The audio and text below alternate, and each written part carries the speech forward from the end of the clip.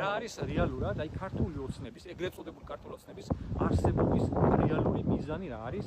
ფარული მიზანი, აი ამაზე მინდა ვილაპარაკო ზუსტად დღეს. რა თქმა უნდა, მათ შორის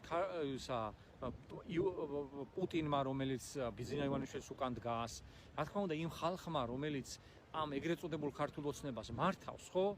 ძალიან კარგად იცის, შესანიშნავად არის ყველა დარწმუნებული იმაში, რომ მათ მიერ მართული პარტია, ეს პარტია ხო ვერ დაიჭერს, ანუ ძალაუფლებას ვერ შეინარჩუნებს, მათ იციან ეს ძალიან კარგად, შესანიშნავად იციან ეს, ამაში ღრმად არიან დარწმუნებულები და მათი ძალაუფლება დამთავრდება. ეს იციან მათ ძალიან კარგად.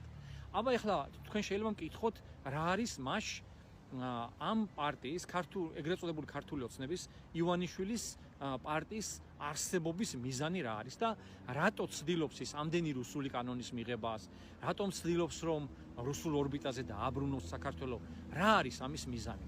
ამის მიზანი არის ომი, მეგობრებო. აი რა არის ამის მიზანი? ძალიან კარგად იცის რუსეთმა, რომ ქართველი ხალხი ამას არ შეეგუება, რაც ხდება და ამას მოყვება საშინელი აჯანყება. ეს ყველაფერი გროვდება, რა თქმა უნდა. მოთმინება იწურება ქართველი ხალხის და ჩვენ სამხრეთელი ხალხი ვართ, სხვადასხვა ტემპერამენტის მქონე ხალხი ვართ და მოყვება ამას საშინელი აჯანყება. საშინელი აჯანყება რომ მოყვება, რა თქმა უნდა, ამას მოყვება სამოქალაქო დაპირისპირება და სამოქალაქო დაპირისპირებას კიდევ რა მოხდებს?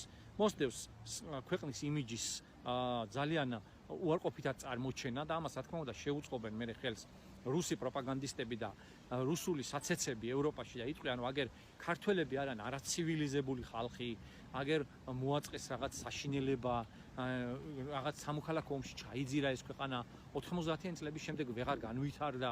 ესეთი რაღაცებს ილაპარაკებენ ეს პროპაგანდისტები ჩვენზე და ჩვენ ძალიან დიდი ხნის მანძილზე დავემშვიდობებით ჩვენს ევროპულ პერსპექტივას, დავემშვიდობებით ჩვენს ევროატლანტიკურ პერსპექტივას. ეს არის ამ ხალხის რეალური მიზანი, მეგობრებო. ანუ მათ ძალიან კარგად იციან, რომ ვერ შეინარჩუნებენ ძალაუფლებას.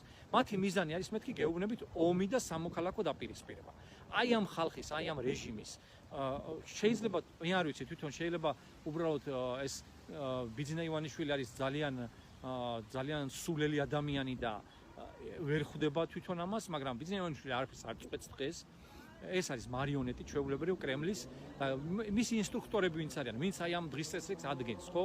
მათი მიზანი არის, რომ ესე იგი დუღილის ტემპერატურა აწიონ იმ დონემდე და ისეთ გაუსაძლესი გახადონ საქართველოს ცხოვრება, რომ ამას მოყვეს სამოქალაქო დაპირისპირება. ეს არის მათი მიზანი.